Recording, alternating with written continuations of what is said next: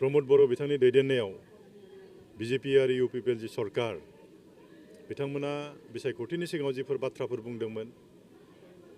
जिफोर खोथा होदोंमोन रायजो राजानो जि खामानिखौ मावगोन होनना बुंदोंमोन बिथांमोना मोनसेबो खामानि बिथांमोना मावनो हायाखै मोनसेबो खोथा बिथांमोना लाखिनो हायाखै बेखायनो दिनै रायजो राजाफ्रा खोब दुखु मोनदों आरो जेरैखि जाया नैबे सरकारखौ माने फेजेनथारनांगौ ओरैनानै गोसो दुंनानै रायजो राजाफ्रा ओंखारबोदों आरो दिनै जोंहा हरिसिंगा ब्लक BPFनि बोसोरारि जथुमामोन बिथांमोना दिनै गोदान कमिटि 3 बोसोरनि थाखाय गोदान कमिटि सायख'बाय बिनि उनाव अपेन सेसन बाहाय जाबाय गोबां रायजोफोर बाहाय सहयोग खालामदों बिसेसकरि जोंनि BPF राजनिति हान्जानि दिनै बेसेबां दैदेनगिरिफोर दोङो रावबो गुबुन दोलोआव थाङाखै बेखौ जों जोबोद गोजोननाय मोन्दों आरो बयहाबो मोनसे गोसोआव दुंखांनाय फैदों जेरैखि जाया जोङो हरिसिंगा समस्तिखौ देरहाहोथारनांगोन होननानै मानो होनब्ला बयबो मिथिगौ जे प्रमोद बर' बिथांनि दैदेननायाव बीजेपी आरो UPPL जि सरकार बिथांमोना बिसायख'थिनि सिगाङाव जिफोर बाथ्राफोर बुंदोंमोन जिफोर खोथा होदोंमोन रायजो राजानो जि खामानिखौ मावगोन होनना बुंदोंमोन बिथांमोना मोनसेबो खामानि बिथांमोना मावनो हायाखै मोनसेबो खोथा बिथांमोना लाखिनो हायाखै बेखायनो दिनै रायजो राजाफ्रा खोब दुखु मोनदों आरो जेरैखि जाया नैबे सरकारखौ माने फेजेनथारनांगौ ओरैनानै गोसो दुंनानै रायजो राजाफ्रा ओंखारबोदों आरो गमामायैनो जोंबो नुदों प्रमोद बर' दैदेननाय जि सरकार बिथांमोना जेबो खामानि मावनो हाखायाखै आं गुबुनाव मा मावदों आं बेखौ मिथिला खिन्थु जोंनि उदालगुरि जिल्लायावहाय मोनसेबो बिथांमोना लामा बानायनो हायाखै मोनसेबो दालां बानायनो हायाखै मोनसेबो बेबायदि मिटिं जिरायनो हानाय कुनु कमिउनिटि हल बा अडिट'रियाम बेबायदि बिथांमोना जेबो बानायनो हायाखै रायजो राजानो जिखिनि खोथा होदोंमोन जेरैहाय न'खर न'खर साख्रि होगोन होनना बुंदोंमोन बिथांमोना बिसायख'थिनि सिगाङाव सासेबो साख्रि बिथांमोना होनो हायाखै जोंनि महिला आत्महागतफोरनो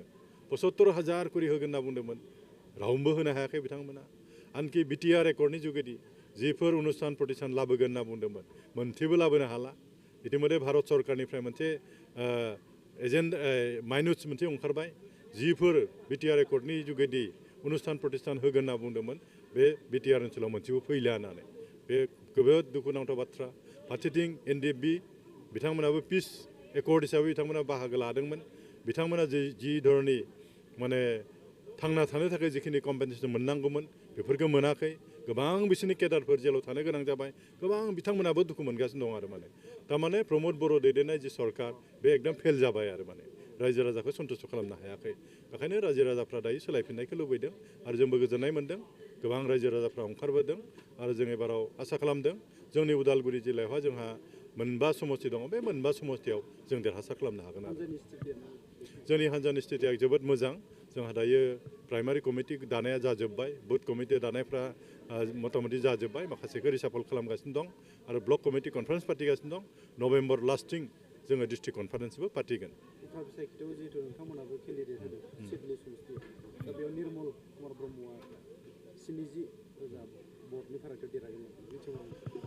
बिथांमोनाथ' बुंदों जोंबो खोनाबाय थादों किन्तु जोंनि मिथिनायाव